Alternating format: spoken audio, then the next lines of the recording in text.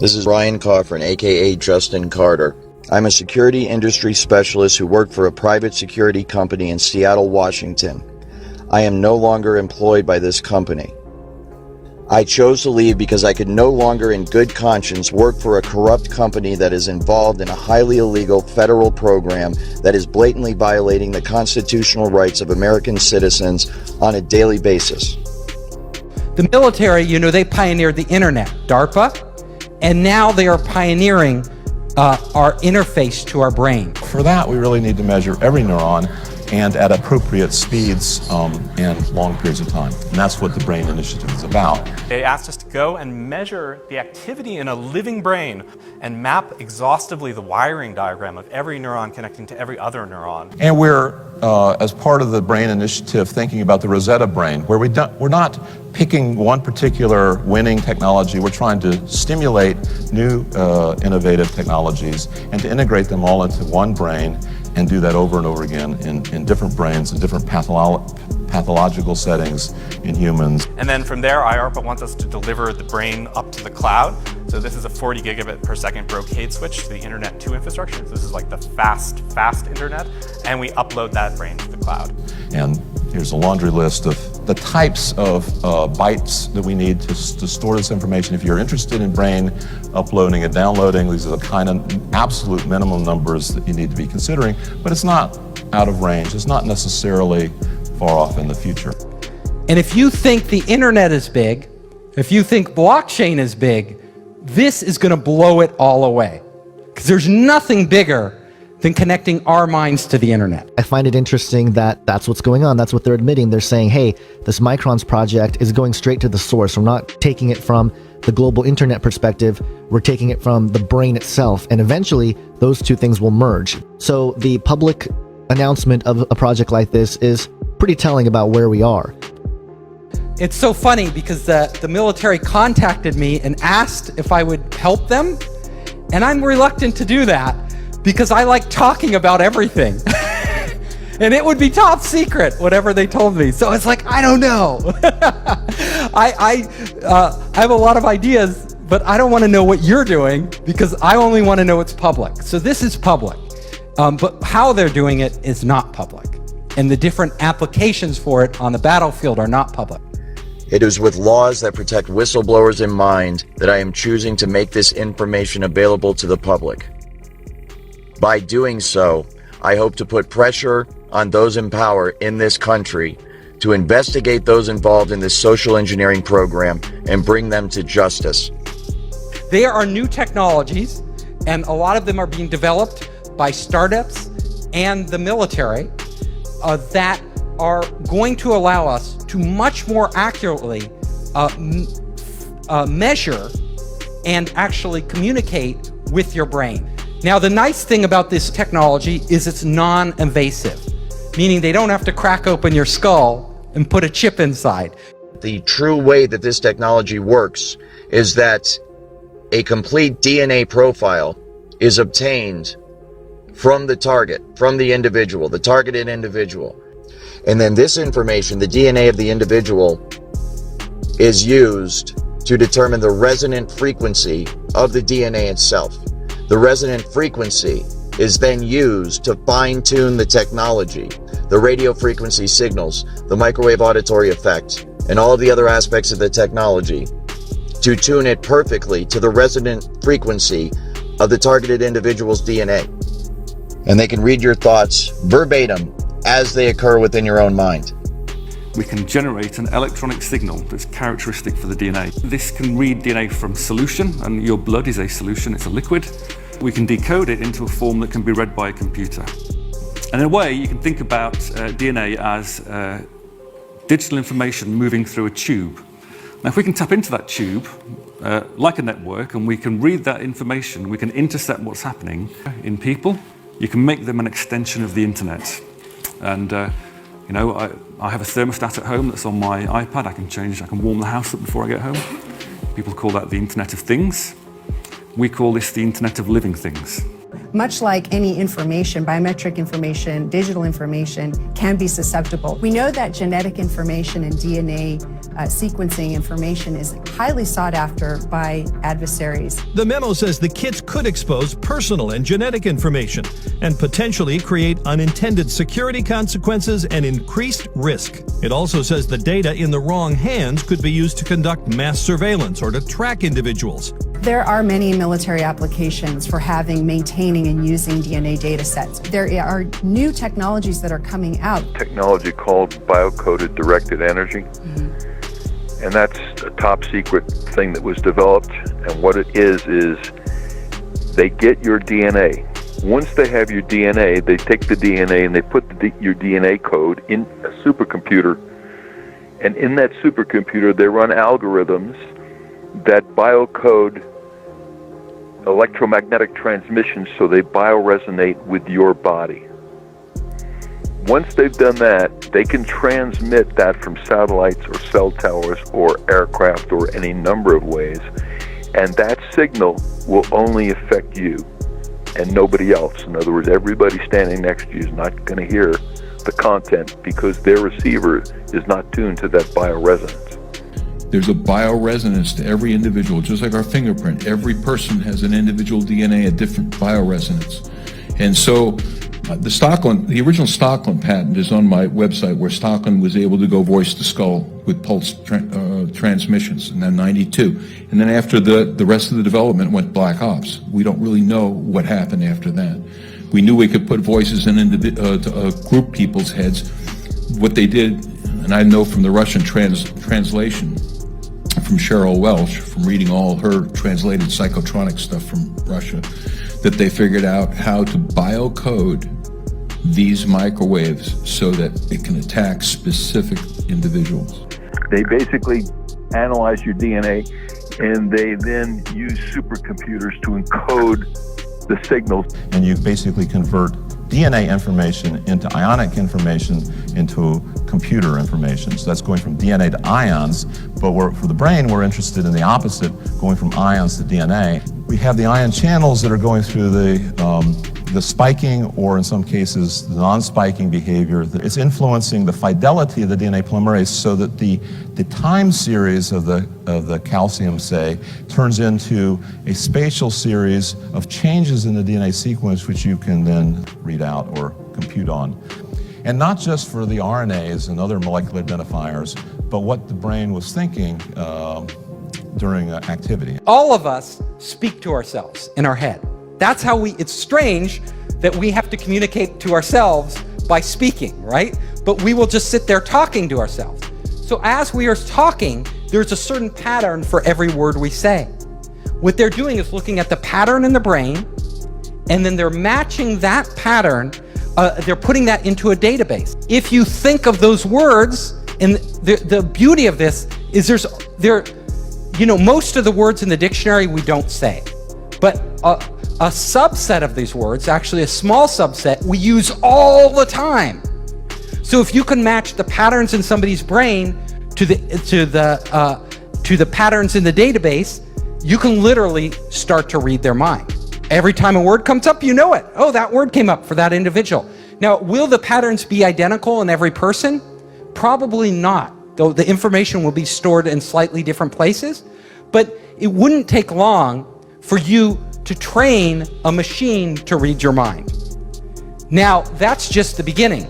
They may be able to have algorithms sophisticated enough, and they get enough samples, enough data, that the AI could actually learn over time what the general rules are for different words, and then you could apply it to anybody. Without verbalizing anything, you could literally start to communicate with other people. So my lecture, we could all be standing here silently. And I could just be communicating it to you. I could be talking, you would talk to people, you could literally have conversations with people without ever getting on your phone anywhere in the world. You know, goodbye WeChat or Google Hangouts. We could all just be on our brainwaves, right? Communicating with our friends, they could be dropping in on us. Very strange. if we think about it. So that when that person goes to speak out about it, when they go to seek help from their fellow human beings, and their fellow human beings say, what is it that's happening to you? The target will then say, I'm hearing voices inside my head. But these would be controlled hallucinations run by algorithms. And they will conclude that this person must be crazy. And as a result, they will recommend psychological evaluation for that person. You can see the way this is going to go, and the way it is going right now. As good people, helpless people that are being abused and tortured and enslaved and experimented upon in America today, American citizens cry out for help from their fellow Americans, and their fellow Americans say, why don't you take some Prozac because we think you're schizophrenic? When this is a highly technical program. All of the symptoms are induced by a technology that is so fucking sophisticated, it is horrifying beyond description. This technology can also tap into the optical nerve of the target and the auditory system of the target, so that those monitoring the target can see what the target is seeing and hear what the target is hearing. This information is then downloaded and stored on a computer in a highly secure, classified site on servers that are guarded by some of the tightest security in the world. So the ability to do this, the ability to download information, that is like what the military and other people are that's their holy grail. There's a number of companies now that are looking at ways to write digital information into DNA. Because you would only need about a room full of DNA to record all of the digital data that exists today, which is quite extraordinary. So we'll be able to outsource, we'll be able to upload our memories to the cloud. So let's say you don't want to, you want that memory forever, right? You're like, it's automatically probably being stored in the cloud for you without you thinking about it. Just like these automatic backups on your computer, everything, there's a copy and there's redundancy and there's like many versions. And so your experience, you could access it later. This results in the individual's entire day, everything they see, everything they hear, everything they experience, and everything they feel being recorded till the end of time. Within the brain, there are tiny structures called microtubules, right? If you think of these as straws, but they're straws through which flows light. And in fact, photons of light known as biophotons. And that each one of these is a package of information that flows around, these tiny structures in the brain. This light is carrying, of course, the memories. And we know DNA is also producing these biophotons of light. This is well studied and is well understood. So the interface between the brain and the DNA would therefore be these biophotons. Now this is where, if you can transfer knowledge and you can communicate, because your brain is wirelessly connected to the internet, there's no reason you couldn't extract memories, which are just data, out of one brain and put them in another brain. Now, what would it mean to share memories? All of a sudden, Elon Musk, you want to know what he's thinking? You could get his memories from yesterday and live his entire day. Although the connectivity of the brain is where we are processing experiences, even utilizing recalled memories and writing new memories to the hard drive, that it's more like a RAM with a random access memory rather than being the hard drive. The DNA would be effectively our hard drive where all the bulk of the information we're not using is being written to. So it could be that in the future that we'll find a way to download people into DNA and move them across into other bodies. So this is an astonishing step forward in these kind of science fiction type ideas. When our brains are connected to the internet, our physical bodies become less important. Now, think about that. If our brains are connected to the internet, and if our brains are all connected, all of us connected, I could literally go into your head and see through your eyes. So all of a sudden, for a day, a lot of us, because you're entrepreneurs, think it would be cool to go inside Elon Musk's head for a day and walk around. Well, Elon Musk may allow people to get that feed and literally live through what he sees. Because of my responsibilities in surveillance as a otherwise normal security specialist, I was showed this technology at work. And it was through the perspective, of course, of the camera, and what I was told that it was obvious it was being used through the eyes of the targets. So I have seen it, and it is absolutely remarkable. It's just like a first-person, video game or something where you see right through the eyes of the individual. And so there's two aspects to the technology. Number one, there is the actual, what is essentially receiving the signal from the individual themselves. And that signal, it goes on within the human mind. I'm not going to get into exactly how the entire human brain works, but basically those optical signals are interpreted by the brain, and then you perceive them as vision, you perceive them as pictures and so forth, but this is all electrical signals within the brain. And so the exact same thing, the data is taken in through the eyes, and then your brain renders it in a visual form that we know as sight. The exact same thing happens with the computer. The data is sent to the computer, then it is rendered in the form of a picture that people can look at. As far as I'm aware, it's real time. There may be a second or two delay, but it is as it is happening. They can actually see through the eyes of the target. It's done all remotely. And that is rendered, of course, in essentially real time on a computer screen. And then it is to the point where it's so accurate, you can actually see the individual pores on someone's face. See scars and nicks and so forth. And so you can understand how if you had several people, for example, that you were able to do this, you can see through their eyes in a room or on a street corner or within an office building, wherever it is, you can get total situational awareness simply by looking through their eyes, and you can see through basically it's like being 3 or 4 or 5 different people all at the same time. The next thing that is really interesting is, everybody's talking about augmented reality and VR right now. If you've taken any drugs like LSD, suddenly it becomes real, right? Our minds are actually doing AR or VR, right? Putting dragons in the room and creating like all this stuff. We're able to, the point is, we are able to do that with our brains as they exist right now. So there's no need for external hardware. Once we tap into the brain, our minds itself can actually create overlays of AR and VR. If we have algorithms that stimulate the right things and give it the right data, we could literally see a screen pop up. We call it hallucinating, right? But these would be controlled hallucinations run by algorithms that would give us everything AR would without any glasses, without any contact lenses. This technology can be used to beam images and even motion pictures into one's brain. Images and motion pictures that are so realistic that you think you're actually watching a movie or seeing something in reality. It's like a virtual reality 3D rendering that takes place within the target's mind.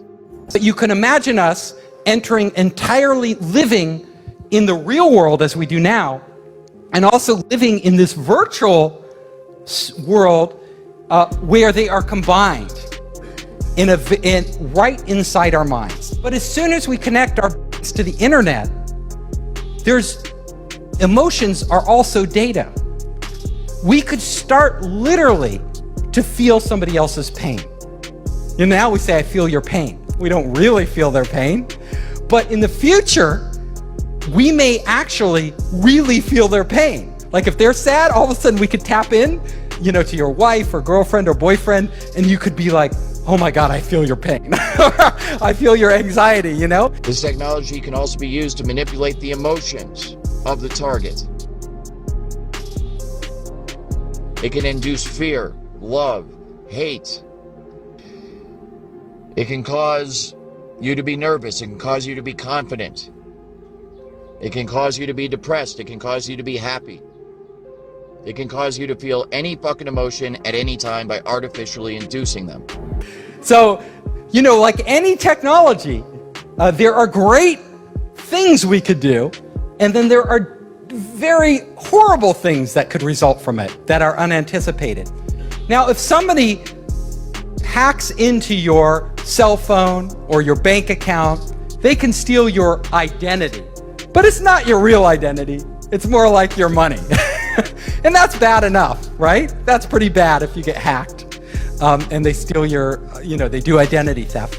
But if they're connected, if your brain is connected directly to the internet, then it will be real identity theft. They could take you. They could literally erase you. They could reprogram you in a way without you even knowing it. So you think you're in control of your own will, but it's actually somebody else.